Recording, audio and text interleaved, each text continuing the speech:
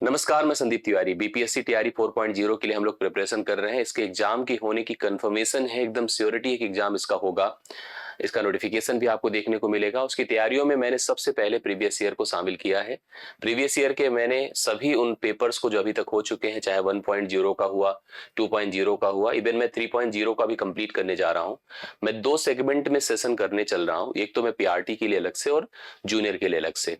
PRT के अभी तक सारे प्रीवियस ईयर लगभग लगभग देखिए अब मैं कंप्लीट करा रहा हूँ। अगला की जो टीआरई 3.0 हुआ था उसमें 2 पेपर हुए थे। एक तो पहला पेपर हुआ जो कि रद्द हुआ था, कैंसिल हुआ था, वही पेपर है, ठीक है। वही बदनाम पेपर है जो पेपर आपने कैंसिल करवाया था सबने मिलकर के, और सही भी था क्योंकि उसमें लीक हुआ था, फ्रॉड हुआ था। मैं उसी पेपर के सोल्यूशन को कराने जा रहा हूं। आप सभी लोग पूरे कमिटमेंट से इस सेशन से जुड़े, वीडियो को लाइक भी करें, शेयर भी करें और सभी सवालों को अच्छे से ऑब्जर्व करें, अपनी तैयारियों को मजबूत करें। देर ना करते हुए मैं आपको लेकर चलता हूं आज के सेशन के पहले सवाल में। पहला सवाल देखो क्या कहता है। पहला सवाल हम लोगों से कह रहा है, ध्यान से देखिएगा, कि 39 दर्जन आमों को बेचने पर एक विक्रेता को 13 दर्जन आमों के विक्रय मूल्य के बराबर का लाभ होता है। लाभ का प्रतिशत बताना है। एक फार्मूला होता है, अगर यम सामान बेचूं और यन सामान के विक्रय मूल्य के बराबर लाभ हो तो लाभ का जो प्रतिशत है, देखिए ऐसे लिख सकते हैं, यन गुणे 100, यन गुणे 100 बटा यम माइनस यन, ये नियम होता है। तो 13 कर दीजिए, गुणे 100 कर दीजिए, बटे 39 से 13 घटाएं तो 26 हो गया। 13 दूना 26 होता है, 2 से इसको काटिए, 50% का लाभ होगा। ये हानि पर, जब अगर यहीं पर हानि होती तो नीचे एम प्लस एन कर देते। बट इस फार्मूले के अलावा आपको इस पैटर्न को भी दिमाग में रखना जरूरी है। क्या, सुनिएगा। सबको पता है कि लाभ कब होता है, जब विक्रय मूल्य बड़ा हो और क्रय मूल्य छोटा हो तो लाभ होता है। इस रिलेशन को अगर आप समझेंगे तो किसी सवाल में कंफ्यूज नहीं होंगे। क्यों? देखिए 13 का लाभ है, लेकिन 13 के साथ क्या लिखा है, विक्रय मूल्य। मैंने लिखा 13 का एसपी ही लाभ है। कितने सामानों को बेचा है, 39 दर्जन। 13 दर्जन के आम के विक्रय मूल्य के बराबर लाभ है। 39 दर्जन आम बेचा है, तो ये बताओ बेचने से पहले बिना खरीदे बेचा होगा? नहीं, खरीदा तो होगा ही, लगाया तो होगा ही पैसा, पहले उसने निवेश किया था फिर उसके बाद बेचा था ना। तो आपने बेचने से क्या प्राप्त किया, 39 के विक्रय मूल्य को आपने यहां लिखा और इसमें से 39 के क्रय मूल्य को आपने घटा दिया। क्रय मूल्य और विक्रय मूल्य को परस्पर रिलेट कर लेंगे, क्रय मूल्य को क्रय मूल्य की तरफ, विक्रय मूल्य को विक्रय मूल्य की तरफ। हम अगर यहाँ पर विक्रय देख रहे हैं, इसको उधर ले जाएं तो 26 एसपी हो जाएगा, जबकि अगर इसको इधर लाएं तो 39 सीपी हो जाएगा।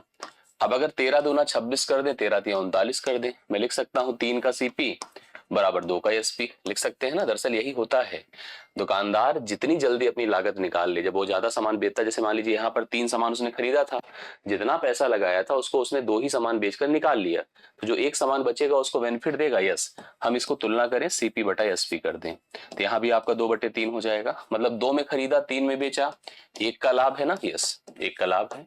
तो लाभ का प्रतिशत बताएं।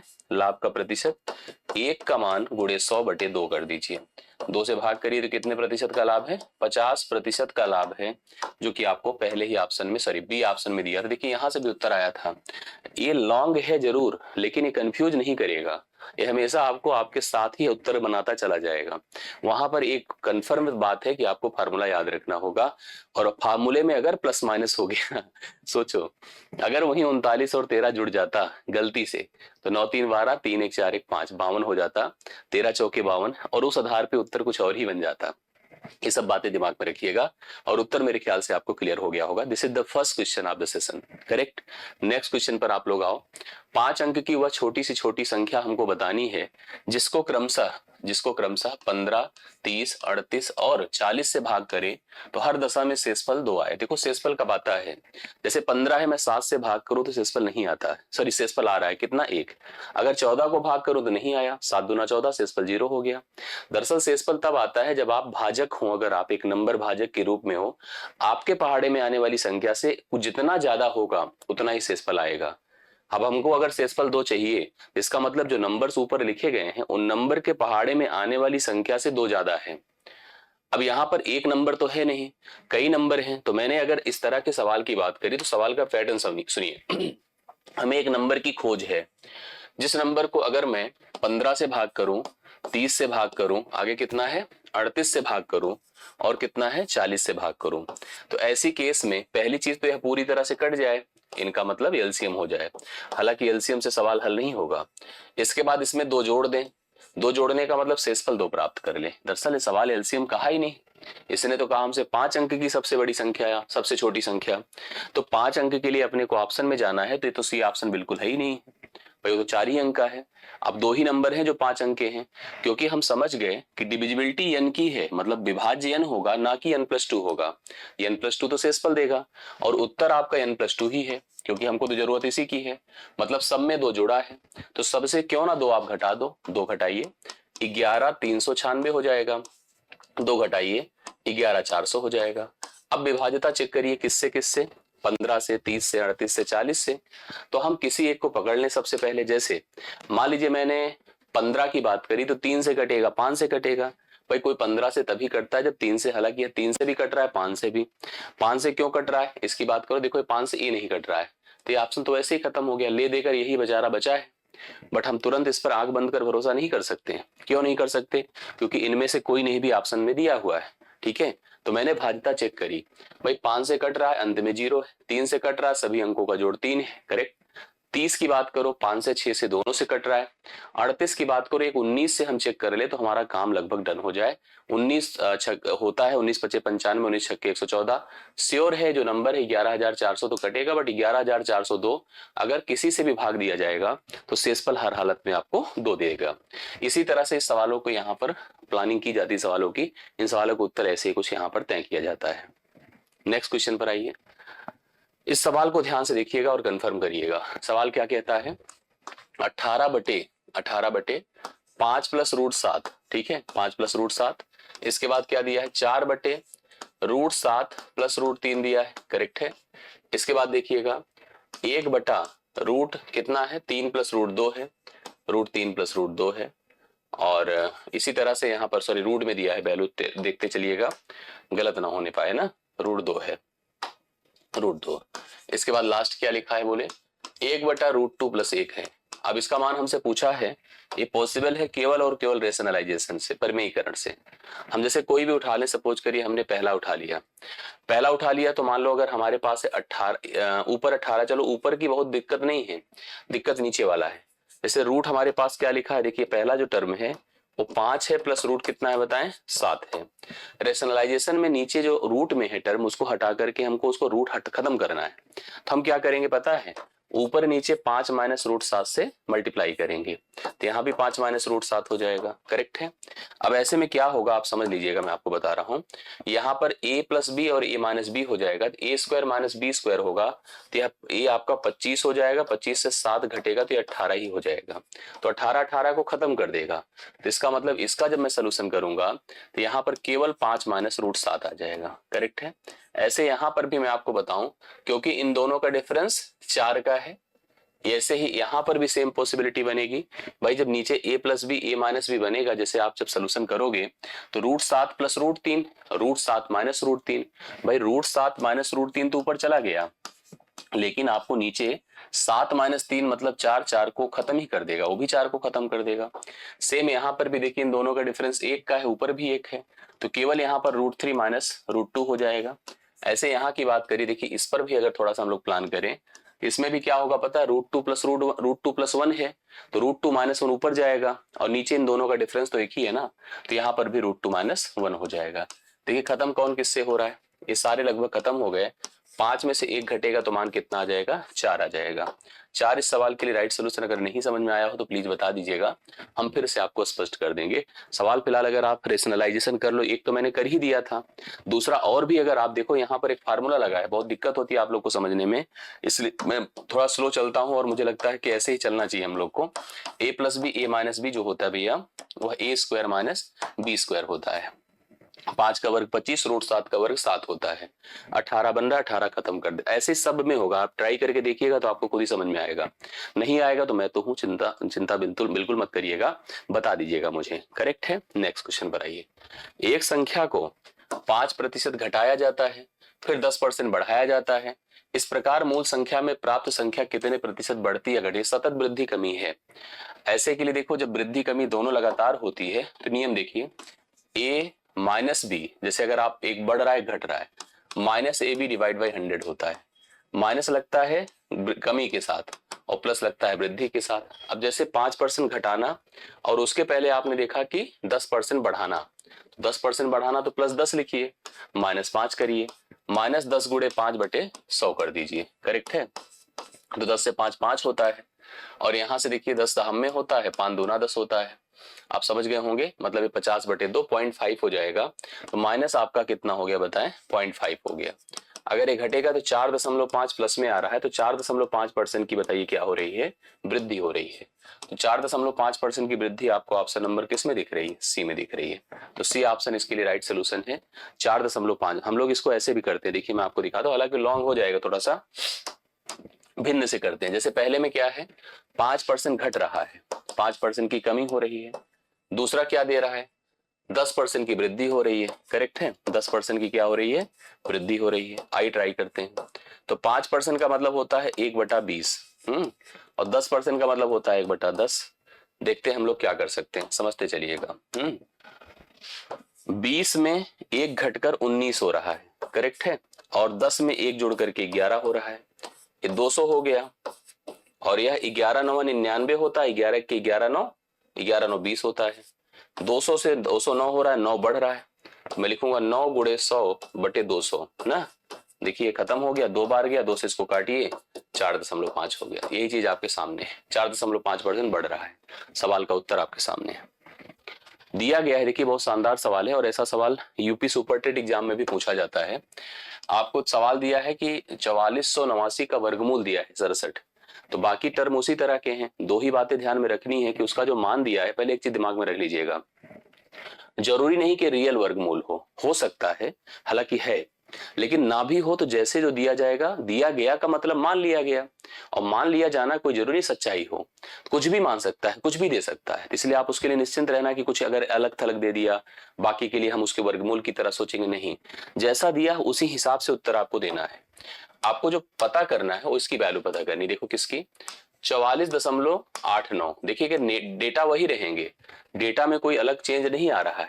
अगला देखिएगा, √4489 है, प्लस फिर इसके बाद देखिए कितना है, 0.004489 है, और लास्ट में एक और टर्म अपने पास है, जो वाला लास्ट वाला देख रहे हैं हम लोग, यहां पर मैं प्रेजेंट कर देता हूं उसको भी, 0.00004489 है, करेक्ट है।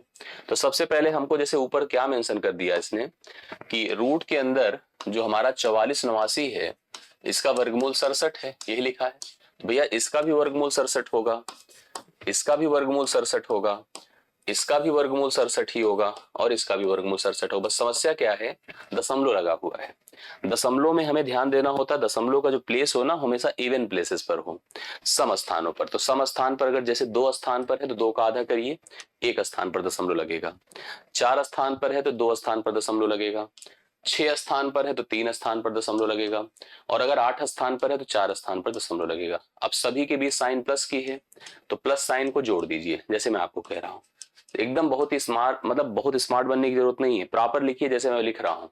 मुझे भी आता है, लेकिन मैं लिख रहा हूँ, आप लोगों को समझना होगा कि यहाँ पर मिस्टेक होने के बहुत चांसेस बढ़ जाते हैं, इसलिए प्रॉपर लिखिए और प्रॉपर करिए। कोई बहुत जल्दबाजी दिखाने की जरूरत नहीं होती, समय एग्जाम में बहुत मिलता है, ठीक है, और उतना मिलता है जितने में आंसर कर लें, बहुत घबराने की जरूरत नहीं।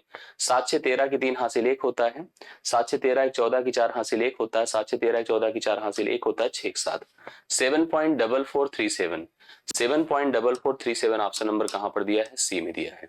तो सी ऑप्शन इसके लिए राइट सोल्यूशन होगा। आप सभी लोग उतार लीजिए, कंफर्म कर लीजिए, और सी ऑप्शन आपके इस सोल्यूशन का उत्तर आप लोग लिख लीजिए। ठीक, चलो नेक्स्ट क्वेश्चन पर आए। उस नियम का अनुसरण करके विकल्पों में से दिए गए समुच्चयों में से उस विकल्प को चुनिए जो दिए गए नियम 6 6 18 और 54 में दिया गया है। अब आप सोचो कि 6 18 54 में क्या दिया है। मैं देख पा रहा हूं 6 तिरिक 18 तिया 54। एक प्रकार से अगर देखा जाए तो जीपी है 18/6 है, वही 54/18 है, समझ रहे ना। यह गुणोत्तर श्रेणी का नियम बना रहा है। तो आप चेक कर लीजिए, जैसे 45 बटा अगर मैं 15 करूं तो आपको 3 मिलेगा, और 135 को भी अगर मैं 45 से भाग करूं तो भी आपको 3 ही मिलेगा। ठीक है, ये भी 3 देगा और ये भी 3 देगा। तो इसका मतलब जो पहला ही ऑप्शन है नियमों को फॉलो कर रहा है, बट ये नहीं कर रहा है, ये भी नहीं कर रहा है, 12 दूना 24 ये नहीं कर रहा। तो इसका जो पहला ऑप्शन एकदम सेम उसी प्रोसेस को फॉलो कर रहा है जो आपको वहां पर उन नंबर्स के साथ दिया गया टर्म है, आप उसको समझिएगा। तो उत्तर आपका पहला ऑप्शन होगा 15, 45 और 135 राइट सोल्यूशन बनकर आ रहा है। आगे चलिएगा। सरल ब्याज मतलब साधारण ब्याज, अगर सरल लिखा है कहीं पर तो किसकी बात कर रहा है? साधारण ब्याज की। ठीक है, किस दर से कोई धनराशि 24 वर्षों में अपनी 7 गुना हो जाएगी? आइए मैं आपको समझाता हूं। ये आपका निवेश है जो कि 1 रुपए है, अमाउंट बन जाएगा मतलब 7 बन जाएगा। ठीक है, 1 से भाई कितना बन जाएगा? 7। लेकिन 1 से 7 बनना मतलब एक तो आपने जमा किया था, 7 बनने का मतलब कितना ब्याज जुड़ गया? 6 जुड़ गया। ब्याज कितना जुड़ गया? 6। सरल ब्याज की किस दर से कोई, अच्छा ये जो 6 हुआ है ये कितने वर्ष में हुआ है? 24 वर्ष में हुआ है। एक बात जान लीजिएगा, जो साधारण या सरल ब्याज होता है वो क्या होता है पता है? प्रतिवर्ष, प्रतिवर्ष समान रहता है। प्रतिवर्ष क्या रहता है? समान। जो पहले साल वही दूसरे साल, वही तीसरे साल, वही हर साल। तो सवाल क्या पूछ रहा है कि हमसे ब्याज की दर पूछ रहा है।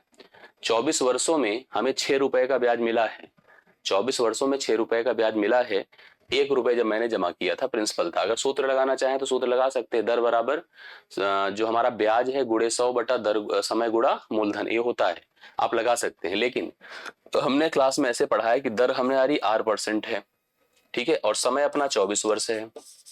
हम क्या करें, दर को लिखूं मैं R/100 और 24 से मैं कर दूं गुणा। ठीक है, 4 छंगे 24 होता है, 4 25 बार होता है। ये जो 6/25 आया है, ऊपर होगा साधारण ब्याज और नीचे होगा प्रिंसिपल। नीचे कौन होगा? प्रिंसिपल। तो अपने पास देखो क्या है, समझिएगा। 6 हमने लिखा, 25 लिखा। जो हमारा साधारण ब्याज है वो सही में 6 है और प्रिंसिपल अपना 1 है। तो आप देख रहे हैं 6 से खत्म हुआ। प्रिंसिपल अगर निकालना है तो 25 1 के 25 हो गया। सॉरी, आपका जो दर निकालनी है, सॉरी क्या दर तो दर आपको दर ही निकालनी है, ये 25 वार्षिक हो जाएगा। तो 25 यहाँ पर वर्ष आपके सामने, 25 मतलब दर हो जाएगी 25%। उस 25% की दर पर यह उत्तर आपको प्राप्त होगा। हमको इस प्रिंसिपल को पता करना था जो प्रिंसिपल आपका 1 था। करेक्ट है, तो हमने इसी हिसाब से आंसर कर दिया। मेरे ख्याल से आपको क्लियर समझ में आ गया होगा और उसके अकॉर्डिंग हम लोग आंसर करेंगे। तो यहाँ पर आंसर आपका 25 जो है आपका 25% दर हो जाएगी। करेक्ट है। बाकी जो सूत्र मैं आपको बता रहा था, सूत्र का भी उपयोग अगर आप करते तो कैसे होता पता है? ब्याज कितनी है? 6, गुणा कर दो 100 बटे जो आपकी जो है समय कितना है? 24 है और मूलधन कितना है? 1 है। इससे सीधा सीधा आपको पता चल जाता दर। हाँ, 6 चौके 24 होता है, 4 से इसको डिवाइड कर दीजिए 25। तो 25% की दर हमको साफ साफ समझ में आ रही है और सीधा सीधा हम लोग यहाँ पर इसका उत्तर भी आराम से बता सकते हैं। तो राइट सोल्यूशन आपका 25% वार्षिक करेक्ट आंसर हो गया। किसी चिड़ियाघर में, बहुत बढ़िया क्वेश्चन देखिए, किसी चिड़ियाघर के दैनिक दर्शनार्थियों मतलब जो प्रतिदिन आते हैं उनकी संख्या रविवार को 680 थी, मतलब संडे को ऐसे भी ज्यादा होते हैं सबको पता है, तथा अन्य दिनों में 332 थी। मतलब संडे को क्या है? 680। ये अगर हम सोचे तो औसत कह सकते हैं बेसिकली, और अन्य दिनों में 332 है। अगर कोई महीना 30 दिनों का, क्योंकि महीना भी तो अलग अलग दिन के होते हैं, 30 दिवसीय महीना है, पहला दिन रविवार है, लीजिए कैलेंडर, हाँ पहला दिन रविवार है, तो उस महीने में चिड़ियाघर के दैनिक दर्शनार्थियों की औसत संख्या क्या है? बढ़िया क्वेश्चन है, आइए देखता हूं। अगर ये बताओ आप लोग, जैसे आप लोग पढ़ते हैं जानते हैं इतनी रीजनिंग कि जैसे सप्ताह में 7 दिन होते हैं, तो इसका मतलब प्रत्येक दिन का 4 बार आना तय है। प्रत्येक दिन का 4 बार आना तय है, चाहे संडे हो, मंडे हो, ट्यूसडे हो। जैसे बैंक की छुट्टी नहीं होती, सुने होंगे आप लोग। कभी कभी हमको लगता है कि जब पहले दूसरे तारीख को सैटरडे आ जाता है तो अंतिम में भी एक बार और सैटरडे रिपीट करता है। तो मैं ये कह रहा हूं कि प्रत्येक दिन का 4 बार आना तो तय है, लेकिन कोई 2 दिन ऐसे होते हैं, अगर 30 दिवसीय महीना है, 2 दिन 5-5 दिन आते होंगे, मतलब 5-5 बार आते होंगे। क्योंकि अगर 7 चौके 28 के बाद जो 2 दिन बचेगा उन्हीं में से तो कोई होगा जो आ चुका है। जैसे हम जान ही रहे हैं कि भाई 7 ही तो कुल होते हैं, 7 के अलावा तो कुछ रिपीटिशन तो होगा ही होगा। तो हमें समझ गए, अगर पहला दिन संडे था तो उस जो महीने मंथ की बात करो, उस मंथ की जो 30 दिन का है उसमें आप दिमाग में रख लीजिएगा 5 संडे होगा। समझ रहे हैं? 5 संडे होगा, इतना है। 5 संडे हो गया, 25 नॉर्मल डे हो गया, 25 नॉर्मल डे हो गया। ठीक है, अन्य दिन जिसकी बात कर रहे हैं। अब संडे को दर्शनार्थी कितने हैं? संडे को है 680, ठीक है, और अन्य दिनों में कितने हैं? 332 है।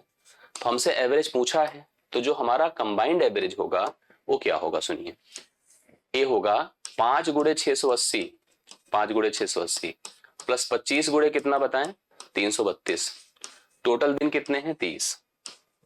समझ रहे हैं? इसका सोल्यूशन करिए। अगर हम 5 कॉमन कर दें दोनों से, 5 कॉमन करते ही या 680 होगा प्लस 5 से गुणा करिए, 5 दूना 10, 5 या 15 1 16, 5 या 15 1 16, करेक्ट है। ये हो गया बटा कितना हो गया 30, 5 छंगे कितना होता है 30, ऊपर जोड़िए शून्य, 8 6 14 की 4 हासिल 1, 6 6 12, 1 13 की 3 हासिल 1, 1 1 2, बटे कितना है 6, 6 त्रिक 18, 5 6 9 में 54, ठीक है, शून्य, 390 कहीं है, बिल्कुल है। 390 जो है यहाँ पर प्रतिदिन जो एवरेज जो यहाँ पर संख्या होगी वो 390 होगी, 390 होगी। हम लोग एलिगेशन भी लगा सकते हैं बट ऐसी कोई समस्या तो है नहीं। अगर 5 संडे हैं तो 5 गुणे 680 कर दो, और 25 नॉर्मल डेज है, 332 प्रतिदिन आते हैं, 332 गुणे 25 कर दिया, कुल 390 आएंगे। अगर एवरेज की बात करें पूरे महीने की तो 390 मतलब ऑन एन एवरेज दर्शनार्थी जो विजिटर्स हैं they will come in the zoo, चिड़ियाघर में आएंगे, करेक्ट है, यस। अगले सवाल पर आइए। उस वृत्ताकार मैदान के व्यास की लंबाई, वृत्ताकार मैदान के व्यास, व्यास मतलब डबल ऑफ रेडियस, त्रिज्या का दूना, लंबाई जिसका क्षेत्रफल 8 मीटर, त्रिज्या के एक वृत्त के क्षेत्रफल और 36 पाई मीटर स्क्वायर के क्षेत्रफल वाले त्रिभुज के क्षेत्रफलों के योग के बराबर है, करेक्ट है। देखो हमारे पास पहले तो दो फिगर है, एक हमारा सर्कल है और एक क्या है भाई त्रिभुज है, एक सर्कल है एक त्रिभुज है। इसने हमसे कहा एक और वृत्त है, ठीक है, वृत्ताकार मैदान है, इसका जो एरिया है इन दोनों के एरिया के जोड़ के बराबर है, यही है ना, यस यही क्वेश्चन है। और मुझे जहां तक ये डाउट लग रहा है कि यहाँ भी शायद पाई था क्या, नहीं तो हम फिलहाल ट्राई पहले करते हैं। दरअसल हमको उस वृत्ताकार मैदान के व्यास की लंबाई, हम सबको पता है कि जो व्यास होता है वो डबल ऑफ रेडियस होता है। अगर हमने कहा रेडियस अपनी आर है तो 2r व्यास होगा, एरिया कितना होता है पाई आर स्क्वायर होता है। ये जो बराबर होगा किसके बराबर होगा आप खुद चेक कर लीजिए। उस मतलब ये जो इसकी मतलब उस वृत्ताकार मैदान के व्यास की लंबाई पूछ रहा है जिसका जो क्षेत्रफल है 8 मीटर त्रिज्या के एक वृत्त के क्षेत्रफल और 36 पाई मीटर स्क्वायर क्षेत्रफल वाले त्रिभुज के क्षेत्रफलों की योग। भाई त्रिभुज वाला तो चलो अजीब दिया है 36 पाई मीटर स्क्वायर, यहाँ पर ए वाला जो मान है ना ये थोड़ा सा डाउट दे रहा है, जो 8 मीटर केवल लिखा है, जहां तक मैं समझ पा रहा हूं ये भी 8 पाई ही होना चाहिए, ठीक है, 8 पाई मीटर स्क्वायर ए भी, जिसका क्षेत्रफल 8 मीटर त्रिज्या के। अच्छा एक समस्या है, आप सुनिए देखिए। दरअसल इस वृत्त का क्षेत्रफल अपने को दिया नहीं है, इसकी रेडियस कितना है केवल 8 है, इसका जो एरिया होगा 8 पाई 8, देखिए 8 का क्या हो जाएगा भाई पाई आर स्क्वायर नियम होता है, तो मैं 8 का वर्ग कर दूंगा 64 पाई हो जाएगा, सही है, 64 पाई मीटर स्क्वायर ये भी हो गया। तो यहाँ पे लिखा जाए, देखो अगर हम चाहें तो पाई पाई से कॉमन कर लें, पाई पाई से कॉमन, क्योंकि देखिए हमने उस समय उसको एरिया की तरह ट्रीट किया बट जो एरिया नहीं था वो तो रेडियस था, वो तो त्रिज्या थी उसकी। पाई पाई पाई, सबका पाई गायब हो गया। आर स्क्वायर बराबर यहाँ पर हो जाएगा 100 मीटर स्क्वायर, तो आर बराबर कितना हो जाएगा अंडर रूट 100, आर बराबर 10, तो यहां पर इसकी जो रेडियस हो गई 10 हो गई, तो इसका जो व्यास होगा 10 और जोड़ दीजिए, तो 10 10 मिलकर कितना होता है 20, तो हमें उसकी जो त्रिज्या बतानी है हो जाएगी 20 मीटर। ऑप्शन नंबर 20 सवाल का राइट सोल्यूशन होगा, 20 हम लोग आंसर करेंगे राइट सोल्यूशन, ठीक है। दरअसल वृत्त का क्षेत्रफल क्या होता है, अच्छा त्रिभुज का भी हो सकता है, भुजा दे देता, अगर आपको भुजा दे देता तो भुजा से भी कर सकते थे, क्योंकि त्रिभुज अगर समबाहु होता तो √3/4 ए वर्ग होता उसका क्षेत्रफल, तब उसमें त्रिभुज की कैटेगरी बतानी पड़ती। लेकिन यहाँ पर त्रिभुज की कैटेगरी ना बता के उसने कोई भी एक जनरल त्रिभुज दे दिया है, और हमने देखा कि इन दोनों का जोड़, इनके क्षेत्रफलों का जोड़ इसके क्षेत्रफल के बराबर था, जिसके व्यास की गणना हमें करनी थी, तो हम लोगों ने प्रॉपर किया, करेक्ट। चलो सवाल देखिए क्या है, A cube plus B cube plus C cube, हाँ A cube plus B cube plus C cube minus 3abc को अगर मैं a plus B plus C से भाग देता हूं तो हमें क्या प्राप्त होता है। इसके लिए रिलेशन आपको तैयार करना होगा, पढ़िए। देखो A cube plus B cube plus C cube minus 3abc बराबर a plus B plus C, पहले ब्रैकेट में दूसरे में a square plus B square plus C square minus A B minus B C minus C, ये correct है ना। तो मुझे अगर निकाल, जैसे इसने कहा क्या, इसने कहा मुझे इस वैल्यू को इससे भाग करना है, अर्थात a प्लस बी प्लस सी नीचे करना है, जैसे करूंगा यहां से गायब हो जाएगा, तो यहाँ का पद बचेगा a square plus B square plus C square minus A B minus B C minus C A. Correct है। A square plus B square plus C square minus A B minus B C minus C A, minus A B minus B C minus C, तो option number आपका सी होगा। Confusion में देखिए इधर उधर plus minus दे देता है, जिसको देख करके हो सकता है लोग कंफ्यूज हो, लेकिन आपको अगर सही समझदारी है तो आप ऑप्शन सी लगाएंगे करेक्ट आंसर के रूप में। ठीक, चलो। हिंदी, अंग्रेजी और गणित विषयों की एक परीक्षा में पूर्णांक जो होता है 120, 140 और 100 है। कितना कितना है? 120 है, 140 है और 100 है। तीन विषय हैं, एक गणित, हिंदी है, अंग्रेजी है, गणित है। पूर्णांक दिए हैं सबके। एक छात्र इन विषयों में 40%, 55% और 45% अंक प्राप्त करता है। 40% पाता है, 55 पाता है और 45 पाता है। वह विज्ञान विषय जिसके पूर्णांक 180 है में कितने अंक प्राप्त करे कि सभी चारों विषयों में प्राप्तांकों की संयुक्त प्रतिशतता 60% हो जाए। देखिए मैं आपको एकदम क्लियर करूंगा, स्पष्ट करता हूं। तीन विषय हैं, हिंदी है, ठीक है, इंग्लिश है और मैथ है। ठीक, अगर इन विषयों के पूर्णांक की बात किया जाए तो 120 है, ठीक है, 140 है और क्या भाई 120, 140 और 100 है। इस तरह से तीनों के पूर्णांक हैं। इन विषयों में उसे 40%, 55% और 45% अंक मिलता है। वह विज्ञान विषय जिसके पूर्णांक 180 है, मतलब यहाँ पर हम लोगों को दिया था एक और विषय भी बात की जा रही है, अभी उसको साइंस को अलग कर देते हैं। देखिए एक साइंस भी है जिसका पूर्णांक 180 है, कह रहा है कि उसमें उसे कितना अंक लाना होगा कि ओवरऑल सभी का मिलाकर के 60% पूर्णांक संयुक्त प्रतिशतता बन जाए। एक बात आप खुद सोच लीजिए, अगर हम इन तीनों पूर्णांकों को जोड़ दें, तीनों क्या, अब तो हमें चारों को लेना पड़ेगा, यही तो बोला है ना, चारों को लेना पड़ेगा तभी तो काम हो पाएगा, क्योंकि अब 4 विषय हो गए। चारों विषयों की बात किया जाए तो यह आपका 300 हो गया, 400 हो गया, 540 हो गया। अगर सबकी बात किया जाए तो 540 पूर्णांक हो गया। करेक्ट है ना? 540 को ध्यान देखिएगा, 180, 120, 300, 200, 500, 540। अगर इसमें हम 60% की बात करें तो 60% मतलब कितने अंक की आवश्यकता है आप खुद समझिए। 540 गुणे 3/5, 60% यही होता है। 5 से काटिए, 108 हो गया, गुणे 3 करिए तो 324 नंबर पाएगा, तब जाकर के 60% ओवरऑल मिलेगा। अब उसने अब तक सभी विषयों में कितने कितने अंक प्राप्त कर लिए हैं, आइए इसमें सबसे पहले उसने इसमें किया है 40%। हिंदी में देखिए लिखा होगा 40%, तो 40 या 120, मतलब अगर हम आप इसको काटते हैं तो 40%, 12 चौके 48 होगा। कैसे कर दिया देखिए, मतलब अगर इसमें आपको डाउट बनता हो तो भाई इसको समझिएगा, 120 गुणे 40/100 कर दीजिए ना, देखिए खत्म कर दिया। 12 चौके कितना होता है 48। इधर चले आइए, इसमें वो कितना पाता है 55%। तो 55% का मतलब क्या होता है बताइए, जैसे 140 है इसका 55% लिख दीजिए। 55%, तो यहाँ पर कितना हो गया 140 गुणे 55/100, 140 गुणे 55/100, एक जीरो खत्म, 5 दूना 10 होता है, 5 11 बार, 2 सते 14, 7 11 सते 77। ठीक है, 100 की बात करा जाए तो 100 में कितना है बताएं 45%, तो 45% का मतलब 45 नंबर। अब इन तीनों को जोड़ लीजिए, ठीक है, जोड़िए कितना होता है, यहां पर जोड़िए 8 7 15 5 20 के शून्य हासिल 2, 4 2 6, 6 7 13, 13 4 कितना होता है 17, 170। करेक्ट है, तो उसे कितना नंबर चाहिए इतना होने के लिए, डिफरेंस करिए 4, 12 से 7 5, हाँ, और 2 से 1, 154। अगर वह 154 नंबर प्राप्त करेगा तब जाकर के उसे यहाँ पर ये जो है अचीव होगा, मतलब यहाँ पर वह उस रिक्वायरमेंट को रीच कर पाएगा जो रिक्वायरमेंट उसकी है। 154 करेक्ट आंसर होता है। ठीक है, चलो। एक आयत का क्षेत्रफल 30 सेंटीमीटर स्क्वायर है, परिमाप दिया है, इसकी लंबाई पूछ रहा है।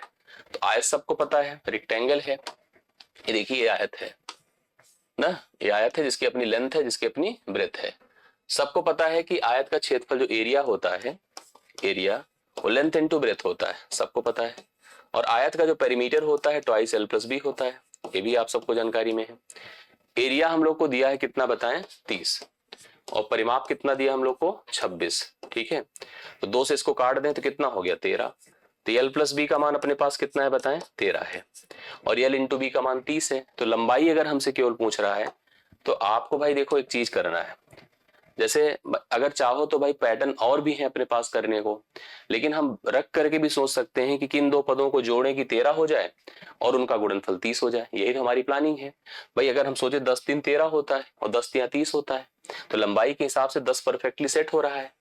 और दूसरी बात भी, चलो लेकिन हम इतने से वेरीफाइड नहीं हो पाते, हालांकि 10 उत्तर आएगा मेरी तरफ से, लेकिन हम ये कह रहे हैं ना, जैसे अगर हम यहीं पर ऐसा बना लेते, जैसे यल माइनस बी का होल वर्ग बराबर यल प्लस बी का होल वर्ग कितना हो जाएगा बताइए, -4 LB तो यल प्लस बी हमारे पास 13 है, 13 का वर्ग 169 होगा, और 4 गुणे हम 30 कर दें तो 120 हो गया।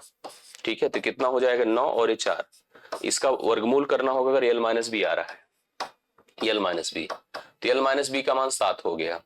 और आप सोचो यल प्लस बी अपने पास है कितना 13, और यल माइनस बी कितना है बताएं 7 है। मुझे अगर लंबाई चौड़ाई कुछ भी आप पूछ लो, मैं एक बार दोनों को जोड़ूंगा, 13 + 7/2 कर दूंगा, 20/2 कितना होता है 10, और 13 से 7 घटा दें तो कितना होता है 6, 6/2 करिए 3, तो 10 और 3 यहाँ पर लंबाई चौड़ाई आएगी, तो राइट सोल्यूशन तो 10 ही हो गया। ठीक है, लंबाई पूछा था हमसे, तो लंबाई में हम 10 ऑप्शन को लेके जाओ। वैसे भी मैंने आपसे कहा था ना कि वर्बल भी हो जाता है, समझदारी दिखाने की बात, थोड़ा रिस्क नहीं लेना चाहिए हम लोग को, जब समय मिले एग्जाम हॉल में तो हमें समय दे देना चाहिए। ठीक है, जल्दबाजी में करके आप बैठे रहेंगे तो क्या फायदा होगा, आराम से कर लीजिए, पूरा समय रहे तो पूरा करिए। तो इस तरह से इसका उत्तर आपके सामने है। नेक्स्ट क्वेश्चन हम लोग चलते हैं लेकर के, ए किसी काम को 15 दिन में कर लेता है, बढ़िया सवाल था ये, बी उसी काम को 8 दिन में कर लेता है, जबकि अगर बी और सी मिलकर करते हैं तो उन्हें 4 दिन लगता है, जबकि ए और सी मिलकर करते हैं तो एक्स दिन में करते हैं। अब हमसे पूछा कि ए और बी मिलकर के उस काम को वाई दिन में करते हैं, और देखो ए और सी मिलकर उस काम को एक्स दिन में करते हैं, ए और बी मिलकर उस काम को वाई दिन में करते हैं, एक्स और वाई का अनुपात बताना है क्या होगा। सवाल बहुत शानदार है, आइए, लेकिन आसान भी है, ऐसा कोई बहुत टफ नहीं है। ए किसी काम को 15 दिन में, बी उसी काम को बोलो 8 दिन में, और बी और सी मिलकर उसी काम को 4 दिन में करते हैं। एक ऐसी संख्या सोचिए जो टोटल वर्क स्पेसिफाइड हो जाए और इन सब से कट जाए, तो 120 तो आ रहा है मेरे ख्याल से, 120 टोटल वर्क होगा। ऐसे में टोटल वर्क हो गया, ये टाइम हो गया, एफिशिएंसी अर्थात क्षमताएं सोचिए सबकी कितनी कितनी है, ये क्षमता की बात कर रहा हूं। ठीक है, क्षमता मतलब एकांक समय यूनिट समय में किया गया कार्य, 15 × 120, 8 से काटिए 15, 15, 4 से काटिए बोलिए 30, करेक्ट है। इस तरह से हमने सबकी क्षमताएं निकाल दी। क्षमताओं का मतलब यह है कि ए जो है 1 यूनिट समय में 8 काम करेगा, बी 1 यूनिट समय में 15 काम करेगा, और बी और सी 1 यूनिट समय में बोलिए 30 काम करेंगे। एक बात मैं जानना चाहता हूं, जैसे मुझे 2 लोगों की जरूरत है, एक तो मुझे ए और सी से काम करवाना है, करेक्ट, और एक तो मुझे ए और बी से काम करवाना है।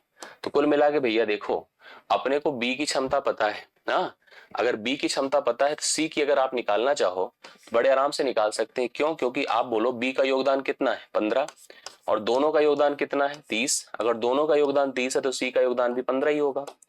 इसका मतलब बी और सी दोनों 15-15 काम करते हैं। ठीक है, बी भी जितना करता है उतना ही सी भी करता है, और ये दोनों लोग जाकर लगे हैं किसी एक बेचारे ए के साथ, तो ए के मान अपने अपने तो बराबर ही हैं, जो 2 लोग जुड़े हैं वो भी बराबर ही बराबर हैं।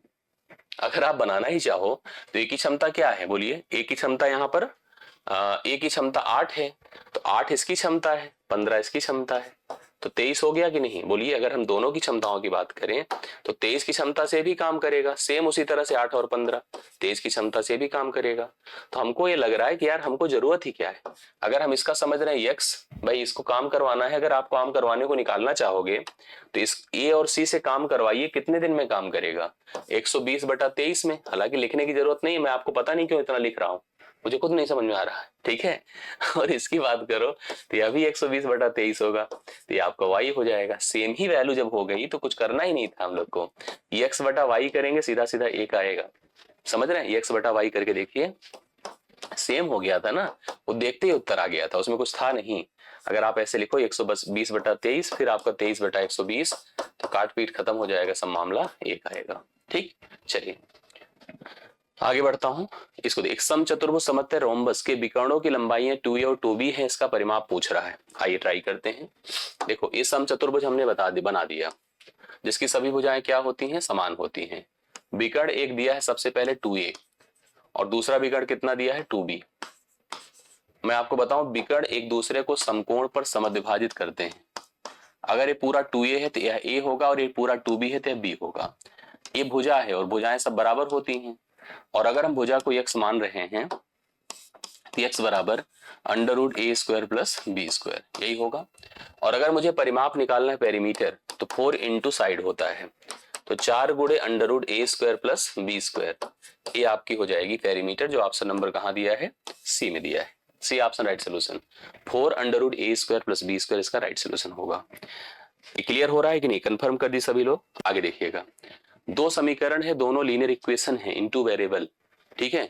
2x प्लस 3y बराबर 77 है और 3x प्लस 2y बराबर 73 है, को संतुष्ट करने वाले x y के मान हमको बताने हैं। भाई करना चाहो तो कर लीजिए, मैं आपको करके भी दिखा देता हूं, लेकिन मेरी मानिए ना, तो आप लोग इसको सेटिस्फाई करो रख करके, वो सबसे बेहतर रहेगा और हम एक से बहुत कुछ कंफर्म कर पाएंगे। बाकी करने का प्रोसेस है, देखिए 2x है प्लस 3y बराबर कितना है, 77 है। अगला क्या है, 3x प्लस 2y बराबर कितना है, 73 है। अब हमको भाई एक को एलिमिनेट करना पड़ेगा, ठीक है, एक को एलिमिनेट करना होगा और उसके आधार पर हम लोग किसी एक का मान एक्स वाई का मान निकालेंगे। बट ऐसे नहीं करना है आपको, जैसे मैं बता रहा हूँ वैसे ट्राई करिए। भाई करने को अभी हम 2 से गुणा कर दें, ऊपर नीचे एक खत्म हो जाएगा, ठीक है, एक खत्म होगा चाहे एक्स चाहे वाई। भाई ऊपर हमने 2 से गुणा 3 से कर दिया, नीचे 2 से कर दिया, एक्स खत्म हो गया, वाई का आ गया, वाई से हम एक्स का निकाल सकते हैं।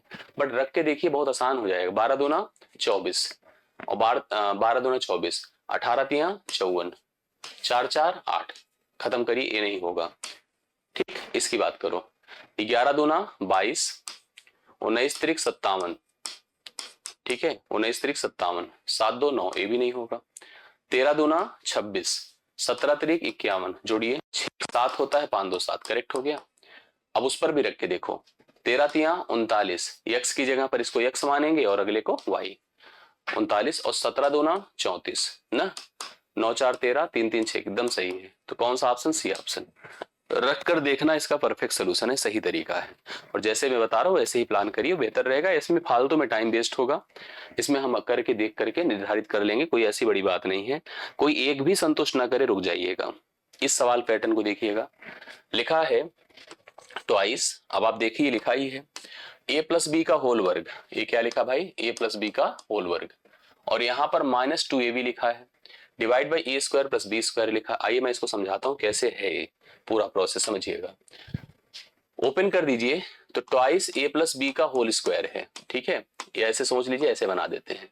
माइनस कितना भैया, 2ab है, और नीचे कितना है, A square plus B square है। कुछ बहुत प्रॉब्लम नहीं है, बहुत आसान है। a प्लस बी का होल स्क्वायर -2ab, तो आप सबको पता है कि a प्लस बी का होल स्क्वायर भी तो A square plus B square plus 2ab होता है। तो भाई जब +2ab तो -2ab खत्म ही तो हो जाएगा, ट्वाइस रहने दीजिए, यहाँ पर केवल ए स्क्वायर प्लस बी स्क्वायर ही बचेगा, क्योंकि यह आपका जब प्रसार किया जाएगा तो ए स्क्वायर होगा प्लस बी स्क्वायर होगा प्लस 2ab होगा, और यहाँ पर -2ab दोनों कैंसिल हो जाएंगे।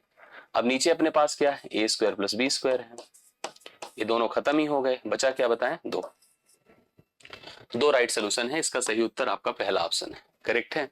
तो पहला ऑप्शन एकदम परफेक्ट राइट सोल्यूशन। आप सभी लोग इसको निकालिए, क्लियर करिए, और अंतिम सवाल यही था, अंतिम सवाल यही था।